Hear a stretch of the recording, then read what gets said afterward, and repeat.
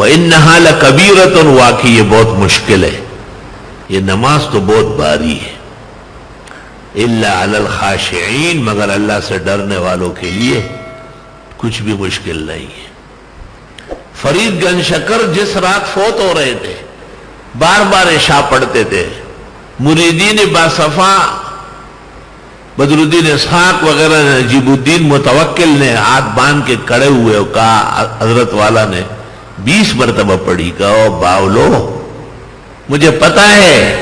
لیکن آج یہ رات ہے، آئندہ نہیں ہوگی، اور سحری کے وقت حضرت کا شمع گل ہو گیا۔ موجودہ زمانے میں مولانا عبد الکریم بیر شریف اہل حق کا بڑا ستون تھا،